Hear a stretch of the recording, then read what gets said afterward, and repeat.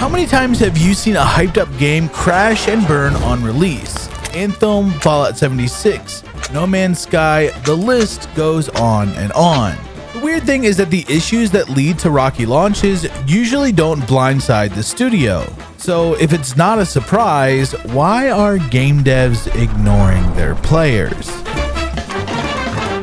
I reached out to some AAA studios for direct input, and across the board got back legalese about them not wanting to comment on the topic. I guess no one wants to talk about this in an official capacity, so instead I just spied on them for a couple weeks. Just kidding, but I did reach out to some employees at AAA studios who agreed to chat as long as I kept their identities anonymous.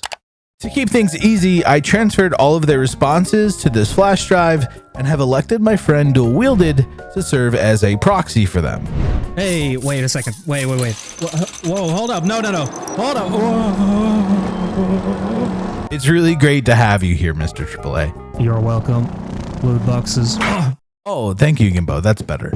Let's just get right into it. Why do game developers ignore their players? It's more complicated than it seems on the surface. As a player, you have a narrow view of the game as you play it. I know it sounds bad, but it's the truth. It's like playing an RTS game with fog of war on versus off. As a studio, we have to balance a game for a global audience, people of different languages, cultures, skill levels, and preferences. Like, in Western cultures, pay to win is generally perceived as bad, but in Eastern cultures it's embraced. For context, in the East, most gamers play in internet cafes and want to skip the more grindy aspects of games. Yeah, but that doesn't explain how a game can have an open beta a month before launch, riddled with bugs, and released without fixing them. Every studio is different, but here's what I'll say. In most AAA studios, the project timeline is king. When a project starts, funding is acquired or set aside to pay everyone for its development. Depending on the situation, this money could be the studios, parent companies, publishers, or other investors. Having an open beta a month before the release is mostly to check the service infrastructure with a secondary objective to create buzz around the game.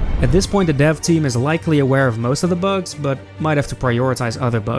God rays leaking through the terrain is a smaller issue than someone not being able to launch the game at all. Then why not just postpone the release and fix the bugs? This comes back to funding. Delaying a project even a month can easily mean millions of dollars in unexpected costs. Basically, management needs to decide. Are the issues big enough that a game's sales will be affected by them? A lot of times, investors or parent companies need to sign off on a delay. Sometimes we get it right, and sometimes we don't. I don't want it to seem like I have an excuse for everything either. I've seen plenty of times where egos have led to bad decisions. When I talked with Julian Ball, the creator of Lens Island, he echoed how he's seen this play out with some veteran game devs. So they can get to this point in which it's like very, very hard for those people to discern when they actually screw up or fail. Because they've had so many successes, it can be very difficult to pinpoint when a failure is happening. Julian goes on to explain how beginner devs fall into a similar trap too. So then like novice developers tend to not have the experience and they don't have like the space, like they can't pull themselves apart objectively from their game. It's like their game is their little baby and they feel emotionally attached to it. So like an attack on the game is an attack on them personally. It's easy to understand how someone might get defensive about something they've poured their heart, soul, and often bank account into. Everyone has their own individual quirks, and bad chemistry between tester and dev is always a possibility. So, are the controls understandable? Yeah, that makes sense. Cool. I saw you took some damage there. Was that because the game was too punishing, or was that... No, it was just the sun. You know, like, I couldn't see very well. You said you have a son? One of the things Julian said that stood out to me was that his studio approaches all feedback as being valid. He told me it's a player's perception of the game, so it can't inherently be wrong. All feedback is valuable. Like, I don't care if you've written me a gigantic story about how much you love Lens Island. I don't care if you've written like a huge hate thread about how much you hate me and like having personal attacks.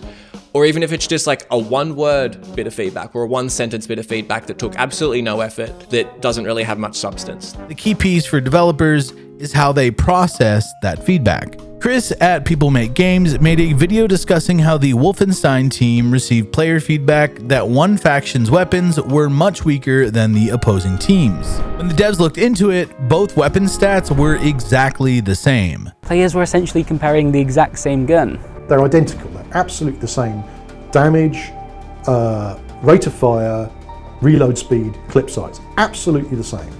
The players are wrong. The issue actually wasn't the damage at all, but something weird was still happening. We look at the server data, and players are getting more kills with the Thompson than the MP40.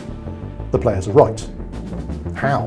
What do you do as a dev when everyone is pointing at an issue that objectively doesn't have a problem? The Thompson had bassier audio.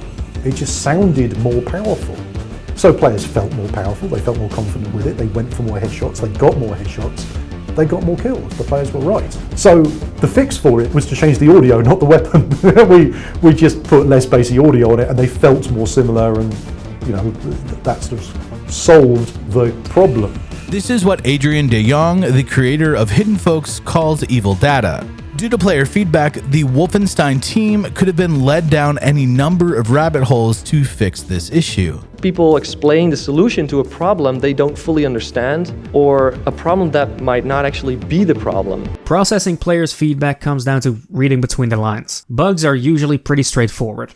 Balancing and game feel is entirely different. Most players don't know the technical details of what makes a game work, and this leads to guessing as to why they feel a certain way, which can be red herrings. This is why paid testers are important to so many studios. Experienced testers know how games are made and can give contextual feedback based on how the game is built and its design goals. Testers on your payroll are also less likely to hit you with a generic "this game is shit" like you see in so many Steam reviews. Besides being difficult to make a game better from feedback like that, to a developer, it's not clear if these reviews are just trying to be funny or how a player actually feels.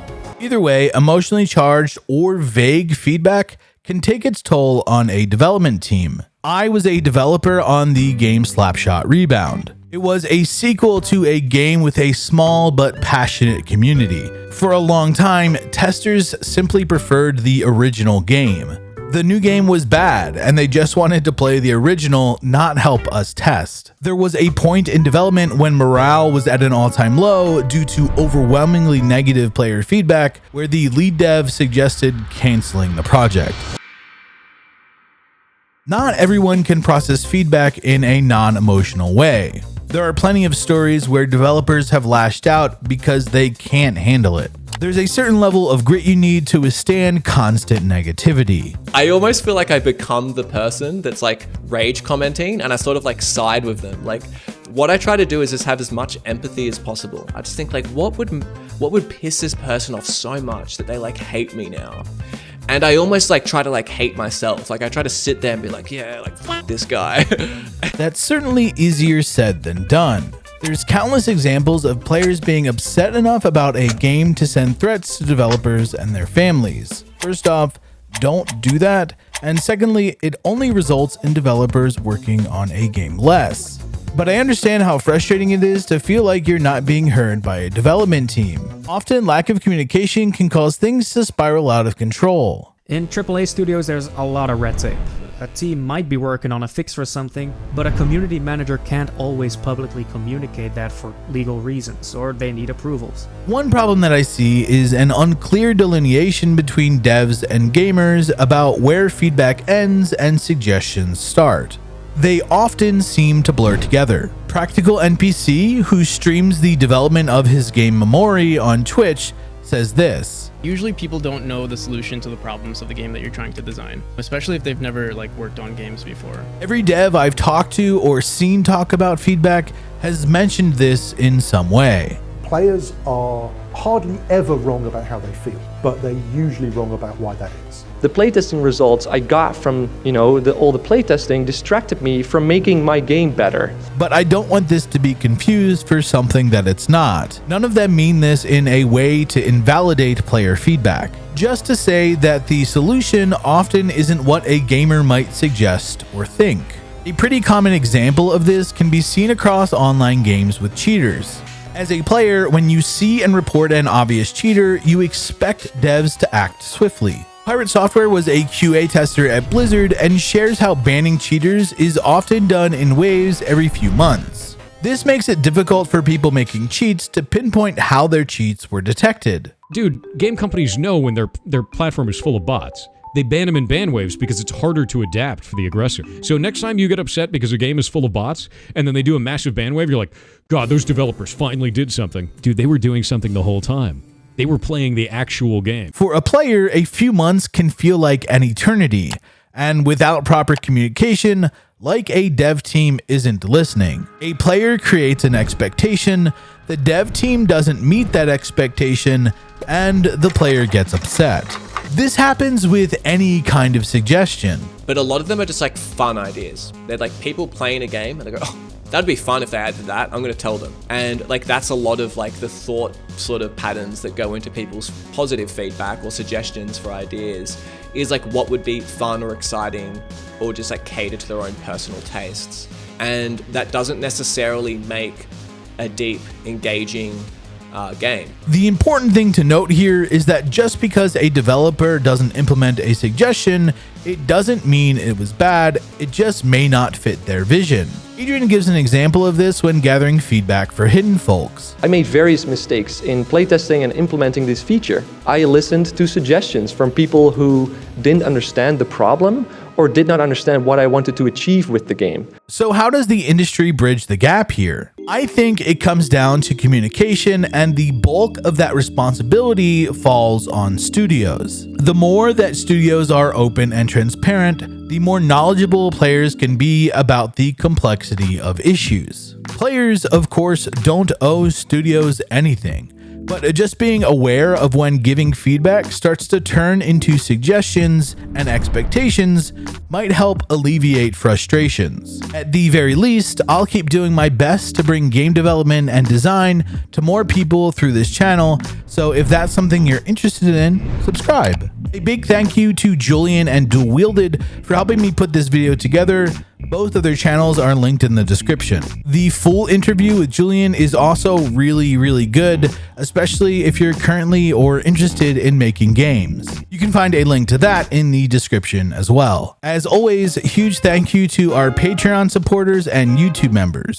Your support allows me to keep making these videos and developing Mana Valley. If you like this video, you might also be curious about what the biggest lie in video games is. To find out, click the video on your screen.